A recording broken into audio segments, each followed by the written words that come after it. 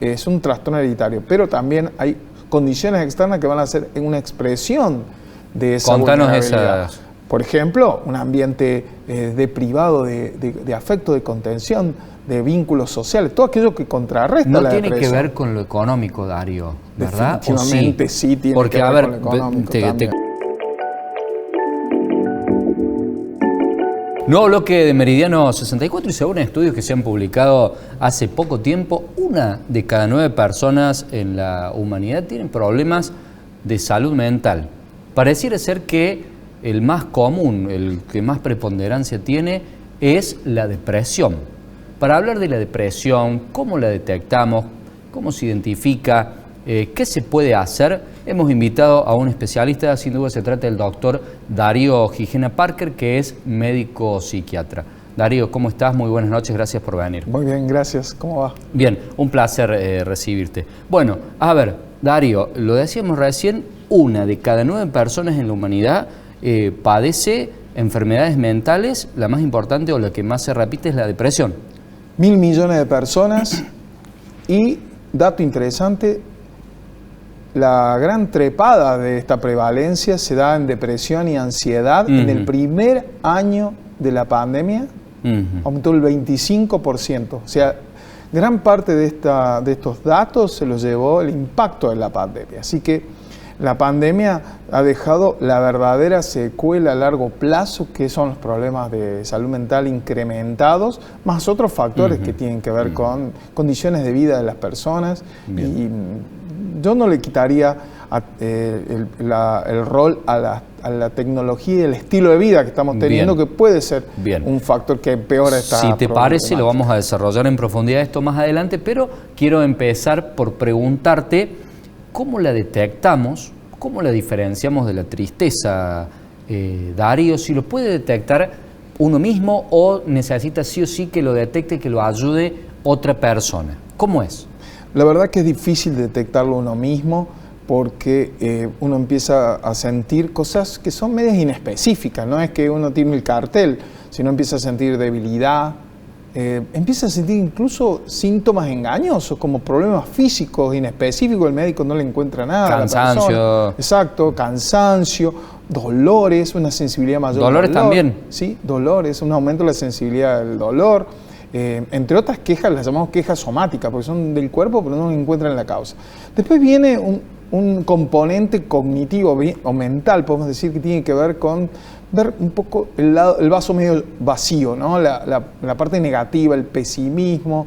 Hay razones para ser pesimistas muchas veces, ¿no? Entonces, pero bueno, las personas les cuesta darse cuenta si es el mundo que está tan negativo, ¿no? O tiene que ver con un sesgo, que está empezando a ver con un cristal enturbiada la cosa, ¿no? Y eso es uno de los síntomas que también son fáciles de confundir. Pero también cuando la cosa empieza a empeorar es que ya la persona empieza a no sentir placer por las actividades que habitualmente las hacía. O es solo una carga porque está con menos energía, está con menos pila. Entonces, ¿eso qué le lleva a esa persona? A hacer menos cosas placenteras, a, digamos, dejar de tener contactos sociales, dejar de tener, porque lo agobian, porque lo cansa. A veces tienen problemas cognitivos de no comprender cosas, tener falla de memoria. ¿Cómo ser? Problemas de memoria. Hay que hacer un diagnóstico con una demencia, por ejemplo, claro, incipiente, un problema. Claro, bueno, distinto. A ver, ¿memoria en qué sentido? ¿Sería como similar a lo del Alzheimer, por ejemplo, Darío? Definitivamente. Bien. O sea, a veces puede ser, la diferencia es que quizá la persona con depresión se queja del problema de memoria, ¿no? Le preocupa, lo aflige. Y la persona que ya está cursando una demencia más severa, como la demencia de Alzheimer, muchas veces ni siquiera se da cuenta de que está teniendo esos fallos de memoria, incluso groseros, que lo ve el entorno, porque ya no es mal esa persona por los olvidos que son groseros, y que no se da cuenta que los tuvo. Y eso de alguna manera puede diferenciar la persona que tiene depresión, que a veces viene diciendo tendré demencia, porque además tiene pensamientos catastróficos como parte de la enfermedad. Darío, no sé si esto está determinado, si lo has podido estudiar, analizar o evaluar, pero ¿por qué hay 1.000 millones de personas con este problema? ¿Por qué es tan masivo? ¿Qué puede ser que ocurra? Bueno, hay diversos factores, según el informe de la Organización Mundial de la Salud, que lo analizamos bastante en detalle, habla de condiciones socioculturales de esta última época, como el aumento de la prevalencia en jóvenes. Eso no es algo que nos debería llamar más la atención, de que hay una prevalencia como nunca antes hubo de este tipo de problemas en jóvenes y adolescentes. Es en la adolescencia, o sea, los niños no quedan exentos de esto. No, los niños están incluidos, pero el aumento significativo de la prevalencia que mostró fue en la adolescencia. Bien. Y bueno, puede que haya factores predisponentes. ¿Hay un componente genético? Sí, definitivamente, pero la enfermedad grave. Puede ser hereditario. Lo es, de alguna manera. ¿Es hereditario? Sí, bien. Sí, es un trastorno hereditario, pero también hay condiciones externas que van a ser una expresión de esa vulnerabilidad. Esas. Por ejemplo, un ambiente deprivado de afecto, de contención, de vínculos sociales, todo aquello que contrarresta la depresión. No tiene que ver con lo económico, Darío, ¿verdad? Definitivamente sí tiene porque, que ver con lo económico. económico. Te consulto. No sé, hay que tener un mínimo de ingresos. Suponete, damos el ejemplo, tener cubierta la canasta familiar, o si no la tenemos cubierta, ya puede ser un factor que genere esto. En realidad, ¿O no tiene que ver tanto con la economía? Sí tiene que ver, y bien, eso está demostrado, y lo dice el informe de la Organización Mundial de la Salud respecto a que las desventajas socioeconómico-ambientales son un factor que influyen. ¿Por qué? Por el estrés. Socioeconómicos y ambientales. Claro. Bien, a ver, claro. Empecemos por la económica y después, si querés, desarrollamos. Vivís en un lugar donde hay inseguridad. Bien. Vivís en un lugar donde hay violencia, hay agresividad, hay una crianza punitiva, una crianza violenta, una crianza hostil, ¿no? Donde no hay afecto, amor, valores vinculados a lo social, a la solidaridad, al apoyo mutuo. Las personas se sienten más solas. O la persona que tiene una familia y perdió el trabajo. Eso es un estrés catastrófico. Bien, Gabriel. eso puede producir depresión, no tristeza, Darío. Eso puede producir depresión. Por supuesto que produce tristeza. Bien. La tristeza es un síntoma de la depresión, pero también puede ser un afecto normal. Cuando uno perdió a alguien o tuvo alguna situación que se perciba como una pérdida, uno puede sentir tristeza. Y es un sentimiento normal. ¿Cuáles son los test que hacen ustedes los psiquiatras, Darío, para detectar, para darse cuenta y para decir, tenemos que ir por acá? Hay uno que es el más importante, que es el cuestionario de la salud de los pacientes. Se llama, que es el PHQ-9, que tiene preguntas que indican riesgo, ¿no? Este tipo de preguntas, si te sentís decaído de la energía, el placer por las cosas, las actividades, etcétera, etcétera, pensamientos que puedas tener negativos sobre vos mismo, que es como un tamizaje, ¿no? Se utiliza en atención primaria. Por ejemplo, un médico de una posta una guardia, claro, o una enfermera o un enfermero pueden llevar adelante estas preguntas sencillas, determinan un grave riesgo y esa persona necesita un tratamiento. Por supuesto que el indicador más grave o el síntoma más serio y que hay que prestarle mucha atención por la urgencia son las ideas suicidas o autolíticas, ¿no? Las personas tienen un plan suicida. Que ha aumentado mucho la tasa, ¿verdad? Está atado a la depresión en general, aunque no es la única razón por la cual eso podría suceder. Y hay otro factor que siempre hablamos, y es el consumo de alcohol y drogas. El alcohol y las drogas van de la mano del aumento de la prevalencia también de la depresión, porque interfieren con el sistema tan precioso y equilibrado de neurotransmisores que tenemos en nuestro cerebro, y bueno, también hacen que vos pierdas cosas y que tu futuro no sea positivo. Bien. En muchos sentidos. Darío, a ver, has sido muy preciso, has dicho drogas, has dicho alcohol, has dicho la situación económica, la situación socioambiental también. Quiero preguntarte por la alimentación. ¿Qué relación hay entre nuestro aparato digestivo, nuestro intestino y la cantidad de químicos que tenemos en el cerebro y, bueno, la salud mental? Bueno, hay muchos estudios, ninguno de alguna manera tiene la consistencia para decir esa es la causa, pero definitivamente es un factor de peso, en el sentido de, sabemos que la mala alimentación es un factor de empeoramiento, pero también hay que entender que es un síntoma crucial de la depresión, es la pérdida del apetito, ¿no? En general, de un tipo de depresión, porque hay algunas otras que cursan con alteraciones. Al revés. También, exacto, ¿no es pero en cierto? general la depresión cursa, la depresión mayor, la depresión más seria que tiene. Digamos, hay grados, se clasifican en grados. Y formas en que se manifiestan, Ajá. ¿no? Pero, Contanos. bueno, eso es una clase de psiquiatría, pero bueno, hay depresión, bueno, la depresión mayor. Hay otra forma que se llama distimia, que es un poco menos que la depresión, pero más crónica y no cursa episódicamente. Después tenés la depresión que forma parte de la enfermedad bipolar, que a esa persona, por ejemplo, no hay que darle antidepresivo. Bueno, es quizás en términos generales, Sí. lo tiene que dar alguien que sepa, porque puede desencadenar el otro polo de la... Puede estar depresivo, pero también tiene el riesgo de desarrollar una manía que tiene un daño muy grande en social y, por supuesto, también biológico en el cerebro. Sobre la Sí, muchas formas. Sí. Hay una forma de depresión que hace que uno pierda el contacto con la realidad. A ver. Y bueno, hay personas que desarrollan una forma grave de depresión donde no cree que está muerto. Te sentís tan mal que pensás que estás muerto y que hay olor a podrido, por ejemplo. Y eso tiene que ver con una distorsión, es una depresión con síntomas psicóticos, por ejemplo.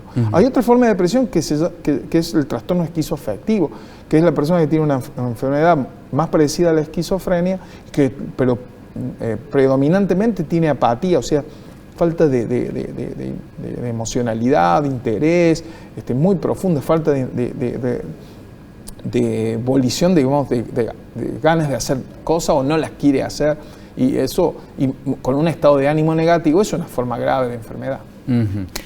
Dario, no me quedó en claro la parte que me estabas explicando, quizás yo te interrumpí, sobre la parte alimenticia que pueda tener que ver con esto, que bueno, ha cambiado en los últimos 50 años la alimentación drásticamente de la humanidad, entonces contanos. Lo que pasa es que, como te decía, la falta de alimentación también le quita a nuestro organismo, especialmente al cerebro, del combustible Bien. para hacer los neurotransmisores Pero que hacen que tengamos el ánimo estable. Claro, no tiene que ver con la comida chatarra o con este tipo de cosas. Por supuesto que sí, la calidad de los nutrientes que ingerimos tiene mucho que ver. Y hay otra cuestión, que es la que está en investigación, y es los alimentos inflamatorios, ¿no?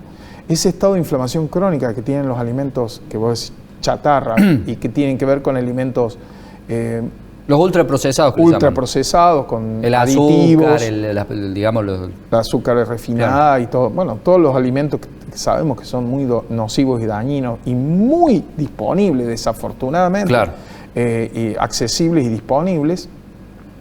Esos alimentos producen un estado inflamatorio y una hipótesis de la depresión fuerte es que tiene que ver con un estado inflamatorio, ¿no? Que de alguna manera va dañando las áreas clave del cerebro para regular el estado de ánimo. Nosotros nos levantamos con ganas de hacer cosas, tenemos proyectos futuros, tenemos una identidad positiva de nosotros mismos, un poco por nuestros entornos, pero un poco también porque tenemos una integridad neural que nos permite, y química en tanto tenemos los neurotransmisores que necesitamos para poder funcionar, y eso depende también de la alimentación del sueño. Bien, no quiero dejar de preguntarte, Dario, por la salida. Vos recién decías la situación económica, bueno, Argentina, en otro país, lamentablemente, 50% de la gente bajo la línea de la pobreza. Suponete que se reactiva la economía y bueno, milagrosamente Argentina logra bajar eso. ¿Esa gente sale de la depresión ya con un trabajo, ya con una mejor situación económica? Y a renglón seguido te pregunto, ¿cómo son los tratamientos ya con medicación para mejorar? Y si tiene cura, ¿cómo se hace? Bueno, amplia la pregunta. Respecto a la primera parte de tu pregunta, yo tengo que decir que la depresión es una condición de salud crónica que puede tener altibajos. Como la alergia, por ejemplo. Como la alergia, como el asma, como la hipertensión y la diabetes. O el alcoholismo. Bien. Ahora bien, no es lo mismo enfrentar con las herramientas que tenemos, por ejemplo, un tipo de psicoterapia o las psicoterapias. Hay una que tiene evidencia científica que implica que la persona pueda incorporar a su rutina sus pequeñas cosas que ha dejado de hacer. Pero si vos no tenés trabajo, si vos perdiste tu familia por la depresión, si vos perdiste tus amigos, si vos te sentís discriminado, porque la gente discrimina, los trata de vagos, los trata de inferiores, de inservibles, porque hay mucha insolidaridad respecto a las personas que padecen puede estos ser por problemas. ignorancia, Darío, quizá. Por También supuesto. uno por ahí no sabe diferenciar quién es vago o quién es depresivo. Y sí, y lo que yo quiero marcar con esto es desde la perspectiva del que lo padece. Yo te voy a contar una anécdota que está buenísima. Contanos. En términos de qué pasó en la pandemia, porque es muy revelador. En la pandemia el 25% de las personas que no eran depresivas, digamos, de alguna manera empezaron a tener síntomas depresivos y de ansiedad severos. ¿Y eso es por qué? Porque te quitaron cosas para hacer. Vos no podías juntarte con tus amigos, no podías juntarte con tu familia, no podías hacer cosas lindas, salir al teatro. Bueno, ir a trabajar es algo muy bueno, ir a trabajar, compartir con las personas, un buen clima laboral, que eso también es un factor que advierte la Organización Mundial de la Salud. Pero, claro, como te quitaron eso, ¿cómo responde tu psiquismo de un porcentaje de personas, no de todos, pero aquellos que deben tener una vulnerabilidad genética con depresión? Ahora, ¿qué les pasó a los que eran depresivos, a los que tenían depresión, ¿no? Y les agarró la pandemia? Mejoraron. ¿Sabes por qué? No. Porque su aislamiento, estaban todos en la misma situación. Exactamente, no se sentían discriminados, no se sentían bajo tanta presión, no se sentían tan diferentes, tan Ahora mal. es impactante lo que nos estás diciendo. Eso es increíble. Y eso, porque uno hubiera pensado que hubiera sido absolutamente al revés, que hubieran estado peor. Bueno, no, porque el estigma, la discriminación es un factor de empeoramiento. Por eso lo que te decía es que si esas condiciones socioeconómicas son determinantes, lo son, porque la persona tiene más chance de mejorar o una enfermedad menos agresiva, violenta, que aquel que tiene todas esas condiciones desfavorables. ¿Y cuál es el consejo de empatía que le das a la familia con esto que nos estás diciendo? De que uno se hubiera pensado, bueno, en la pandemia la gente se empeoró, pero bueno, estás explicando que fue al revés, por no sentirse tan, por de hacerlo de alguna manera, tan perro verde. Y ahora, digamos, bueno, nosotros te explicamos, esto no es dependiente de la vagancia, sino que es una enfermedad. ¿Cómo se hace? Justamente ya, a veces decir que es una condición de salud, hace que es como, digamos, cuando a vos te explican que esa persona por ahí tiene un comportamiento medio descontrolado con el azúcar y tiene diabetes. No es lo mismo, ¿no es cierto? No, vos podés entender de que esa persona tiene un desregulación y por eso se comporta de esa forma, ¿no? Por supuesto, no significa justificar o premiar, eso es más complejo, pero entenderlo y sobre todo aceptarlo como familia, que esa persona tiene este problema. La aceptación implica poder hacer algo por eso. Bien. Digamos, la importancia del tratamiento de los remedios, de la toma de los remedios, ¿eso queda en el tiempo o es circunstancial por un par de años, no sé lo que dure el tratamiento? Muy interesante y largo lo que me y también cómo se hace para que la persona se ponga las pilas con el tratamiento dentro de también el cuadro, ¿no? Bueno, que se me hace como que debe ser difícil. La negatividad de las personas que tienen depresión y el pesimismo y bueno, también como es una enfermedad recidivante, muchas veces recidivante significa que puede haber mejorado y después tener una recaída, como toda enfermedad crónica, ¿no? Hace que las personas por ahí se empeore esa desmoralización y los medicamentos tienen una respuesta que no es digamos maravillosa, ¿no? En el sentido de que hay un grupo de pacientes que son resistentes, que no responden a los tratamientos y hay que cambiarle el antidepresivo. Los antidepresivos demoran en hacer efecto. ¿Lo toman y el medicamento no le hace efecto o el paciente no lo quiere tomar? ¿Cómo es? Bueno, las dos cosas suceden, pero supongamos si no lo toma no va a hacer efecto. Sí, lógico. Pero es algo que no es inusual por prejuicios, piensan que se van a hacer dependientes, porque siempre piensan lo peor, lógicamente, y son los que menos van a tener dependencia porque se cuidan de alguna manera, ¿no? Y además los medicamentos antidepresivos, no así otro tipo de medicamentos, como los más corrientes, como los tranquilizantes, no tienen ese potencial de abuso o de automedicación, todo lo contrario, es difícil la adherencia. Ahora bien, tardan en los inhibidores de la recaptación de serotonina, que son los más frecuentes, que por suerte son bastante tolerados, tienen una desventaja práctica, que es, al principio tiene los efectos adversos, como aumentan de alguna manera la disponibilidad de serotonina, y es un neurotransmisor que está en el sistema digestivo, se puede interpretar como que hay una alteración digestiva o que te cayó mal. Hay distintos métodos que usan los psiquiatras para que eso no moleste tanto, y al principio no tenés efecto porque no es una droga que te hace un efecto como, si vos le das un estimulante, una droga, por ejemplo cocaína, por ahí la persona puede llegar a sentirse mejor.